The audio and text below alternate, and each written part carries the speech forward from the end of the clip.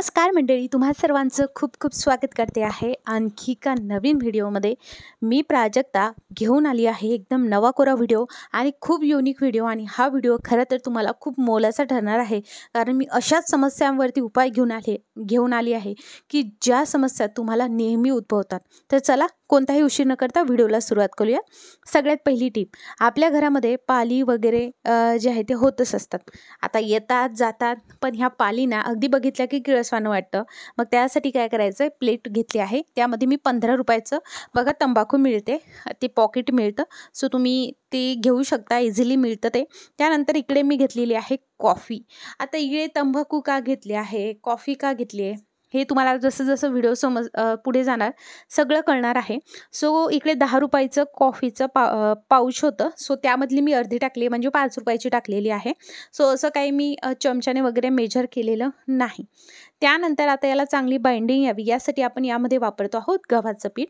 तुम्ही गव्हाच्या पिठाच्या ऐवजी बेसन पिठाचा वापर करू शकता, मैदा वापरू शकता, जे तुम्हाला वापरायचं त्या पिठाचा तुम्ही इकडे वापर करू शकता। पीठ फक्त मी 1.5 चम्मच घातलेला आहे, जास्त घातलेलं नाहीये। आता आपल्याला याचा गोळा करून घ्यायचा आहे। आता इथे कॉफी का घातली आहे, कारण तंबाखूचा हा खूप स्ट्रॉंग फ्लेवर असतो। बऱ्याचदा जर पाल त्याच्या जवळ आली जरी तरी पण ती त्या तंबाखूच्या एकदम स्ट्रॉंग जो स्मेल असतो ना, त्याने त्याच्या जवळ येणार नाही। त्यामुळे तो स्ट्रॉंग स्मेल आपल्याला कुठेतरी कमी करण्यासाठी कॉफीचा वापर करायचा आहे। मुळात कॉफीमध्ये सुद्धा कॅफीन असतं, त्यामुळे कॅफीन सुद्धा इकडे पाल घालवण्याचं काम करणार आहे। त्यामुळे आपण ज्याही वस्तू यामध्ये घातलेल्या आहेत त्या अगदी परिपूर्ण आहेत, त्यांचा रोल अगदी व्यवस्थित पार पडणार आहेत। फक्त तुम्हाला पाल नेमकी कुठे येते, तिची प्लेस कोणती आहे, ती कोणकोणत्या जागी येते ते माहिती असलं तर तुमच्या घरातून पाल गेलीच म्हणून समजा। थोडं थोडं पाणी टाकून आपल्याला ना याचा एक गोळा बनवून घ्यायचा आहे। गव्हाच्या पिठाचा इथे एकच रोल आहे, आपल्याला फक्त बाइंडिंगसाठी हे ठेवायचं आहे। अगदी कॉफी आणि तंबाखूमध्ये आपण थोडंसं पाणी टाकलं तरी त्याचा गोळा होईल, पण बऱ्याचदा थोड्या दिवसांनी ते ड्राय होईल। ऑब्वियस त्यामध्ये पाणी घातल्यामुळे ते ड्राय होणार आहे।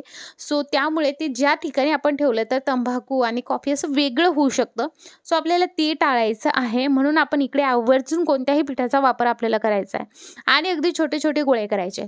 आता बघा, पाल बेसिकली ही जास्त करून खिडकी दरवाजामधून आतमध्ये येत असते, ठीक आहे। त्यामुळे आपल्याला आधी जाणून घ्यायचं आहे की पाल ही घरामध्ये कुठे कुठे फिरते आहे, आणि मेनली पाल ही वरच्याच बाजूने घरामध्ये फिरत असते, खाली ती फिरत नसते।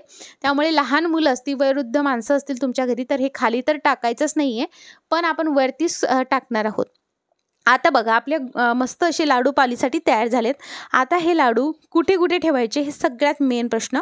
सो तुमच्या घरामध्ये सज्जे असतील, किचनमध्ये असतील, बेडरूममध्ये असतील, त्या सज्जांवरती तुम्हाला आवर्जून टाकायचं आहे। त्यानंतर घरामध्ये खिडक्या वगैरे असतात, तर खिडक्याच्या तिथे थोडीफार जागा असेल, तुम्हाला तिथे वरती टाकायचं आहे। खिडकीच्या आतमधून पाल येत असते, सो अशा खालच्या ठिकाणी सुद्धा सेफर साईड ठेवायचे आणि वरच्या ठिकाणी सुद्धा ठेवायचं। हे बनवत असताना मुलांच्या समोर बनवू नका, आणि मुलं याला हात लावणार नाही याची मात्र काळजी घ्या। सो तुमच्या घरातील पाली नक्की जातील, नक्की ती ट्रिक आजमावून बघा। आता पावसाळा म्हटल्यावर कपड्यांमध्ये कुंभटवास येतो, आणि जर तुमच्याकडे ही माझ्यासारखी स्थिती असेल, जसं की स्टोरेज कमी, तर तसंच मी आता रोजचे कपडे ठेवण्यासाठी अशी बास्केट आणली आहे बाजारातून, आणि तिचा वापर करते। पण अशी ओपन ठेवल्यानंतर यामध्ये कुबटवास खूप जास्त येतो आणि ओलसरपणा जास्त येतो। सो ते ओलसरपणामुळे आणि कुठेतरी कुबटवासामुळे खूप वेगळाच असा कपड्यांना वास लागलेला असतो। सो तो वास यायला नको म्हणून फक्त पावसाळ्यामध्ये तुम्हाला अशा बाजूने कबडमध्ये म्हणा किंवा अशा बास्केटमध्ये ठेवत असाल तर त्याच्या चारही बाजूनी खालून असं परफ्यूम मारून घ्यायचा आहे। कोणताही परफ्यूम तुम्ही मारू शकता जो तुम्ही वापरत असणार। तुम्ही बघणार त्या कपड्यांमध्ये कुबटवास तरी येणार नाही, तुम्ही जर ते वापरले नाही तरी सुद्धा येणार नाही। ही ट्रिक नक्की आजमावून बघा, तुम्हाला खूप कामी येईल। चला नंतरची ट्रिक बघूया। आपल्याला काय करायचं आहे, घ्यायचा आहे तवा। तवा म्हणजेच काय, रोज संध्याकाळी आपण पोळ्या भाकरी करतोच नाही का, तो तवा गरम असला तेव्हाच तुम्हाला ही ट्रिक करायची, संध्याकाळच्याच टायमाला करायची, सकाळी करायची नाही। आता गरमागरम तवा आहे, गरम तव्यावरती टाकायचे तुम्हाला कडुलिंबाची पानं। आता तवा गरम करण्यासाठी आपल्याला एक्स्ट्राचा गॅस लागायची गरज नाही, कारण तो ऑलरेडी गरम आहे, असाही तो थंड व्हायला भरपूर वेळ घेईल, मग का नको त्याचा उपयोग करायला। आणि मेन म्हणजे आपली खूप मोठी समस्या दूर होणार आहे। त्यानंतर त्यामध्ये घालायचे 4 ते 5 कापूर।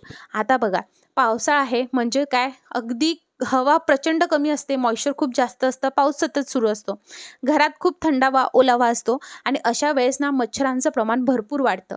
मच्छरांचं प्रमाण हे जास्त करून संध्याकाळच्या टायमाला मच्छर घरात येतात आणि रात्री खूप मच्छर चावतात.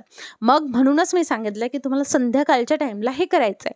तुम्हाला कडुलिंबाची पानं घ्यायची आणि कापूर घ्यायचा. आता इथे कापूर ऑप्शनल आहे, पण कापुराचा स्मेल आपल्या घरामध्ये इतका छान येतो आणि इतका छान दरवळतो, म्हणून मी इकडे कापूर घातला. हे तुमच्यावरती आहे, पण कडुलिंबाची पानं मात्र ऑप्शनल नाही आहेत. सो बघा, इकडे कडुलिंबाची पानं घेतलेत. त्यानंतर तुम्हाला असं माचीस घेऊन पुन्हा त्याला जे आपण कापुराच्या वड्या घेतल्या आहेत त्या लावायची खरंच काहीच गरज नाही. मी तुम्हाला दाखवते की तुम्ही हे लावलं ना तरीसुद्धा हे जळणार नाही, कारण खालून त्याला मॉइश्चर भेटते, किंवा तुम्ही लावताय तर खालून तुमचा हातसुद्धा जळू शकतो. आपल्याला याचा धुवा करायचा आहे, ना की ह्या जळवायच्या आहेत. बरोबर, तुम्हाला याचा पर्पज समजला असेल. म्हणजेच काय, आता जसा गरम तवा आहे, आपण आज ठेवलेलीच आहे बरं का, मोठीच आज ठेवलेली आहे, आणि आपला तवा जसं जसं गरम होतोय तसं तसं कडुलिंबाची पानं हे जळतात आणि कापूरसुद्धा मेल्ट व्हायला लागतो, आणि मग कडुलिंबाच्या पानांचा सुद्धा धूर होतो आणि कापुराचा सुद्धा धूर होतो, आणि हा धूर आपलं काम करणार आहे. हो, आपल्या घरातील जेवढेही मच्छर आहेत ते पूर्ण घालवण्यासाठी हा धूर एकदम काफी आहे. आणि कडुलिंबाची पानं तर इझिली अवेलेबल असतात आपल्याकडे, त्यामुळे त्याचा वापर नक्की केला गेला पाहिजे. आता हे किती वेळ ठेवावं असा प्रश्न तुम्हाला नक्की उद्भवेल. सो आधीच सांगते तुम्हाला, बघा, यामधनं जेव्हा धूर यायला लागेल ना आणि जेव्हा कापुराच्या गोळ्या मेल्ट व्हायला लागतील तेव्हा तुम्हाला हे साधारणतः बंद करायचं आहे. खालची जी काही कडुलिंबाची लेअर आहे ती फार जळेल, पण वरची लेअरला मात्र जी काही वाफ असते ती लागेल आणि त्यामुळे धूर क्रिएट होईल. आता तुमच्या घरातून जी काही एकदम वेगळ्या प्रकारचा वास येत असेल किंवा कुबट वास येत असेल, सो तो सुद्धा कापुराच्या स्मेलने जाणार आहे. मच्छरसुद्धा घरातून जाणार आहे.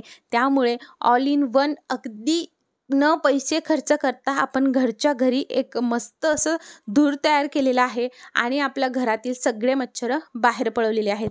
सो दर संध्याकाळी तुम्हाला हे करायचं आहे. तुमच्या घरातील संध्याकाळी दारं खिडक्या बंद ठेवायच्या, जाळी ओपन ठेवली तरी चालेल, आणि ही ट्रिक करा. बघा, तुम्हाला खूप छान रिझल्ट येईल. घरात एक वेगळ्याच प्रकारचा अरोमा जे आहे पसरेल आणि तुम्हाला जबरदस्त रिझल्ट मिळेल.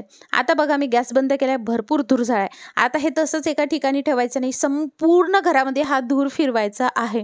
ज्या घरामध्ये जास्त मच्छर आहे, म्हणजे खोलीमध्ये, किंवा मग जास्त स्मेल येतोय, कोमट वास, तर अशा ठिकाणी तुम्ही हे फिरवल्यानंतर त्या ठिकाणी हे ठेवून द्यायचं आहे आणि 15 मिनटं दारं खिडक्या कंप्लीट बंद ठेवायच्यात. हा धूर तुमच्या घरामध्ये राहिला पाहिजे आणि नंतर 10 ते 15 मिनिटांनी तुम्ही तुमच्या खिडक्या ज्या आहेत, म्हणजे जाळी ओपन करू शकता. म्हणजे जाळी ठेवायची पण दारं खिडक्या बंद असल्या पाहिजे. ओके, सो अशा पद्धतीने तुम्ही नक्की करा, तुम्हाला जबरदस्त रिझल्ट येईल. पालीवाली ट्रिक नक्की करून बघा, मच्छरवाली ट्रिक सुद्धा नक्की करून बघा. आणि हो मंडळी, असेच व्हिडिओ तुम्हाला बघायला आवडतील का हेही मला कमेंटमध्ये नक्की सांगा. तुम्हाला कशा रिलेटेड व्हिडिओ हवा आहे हेही कमेंटमध्ये सांगा.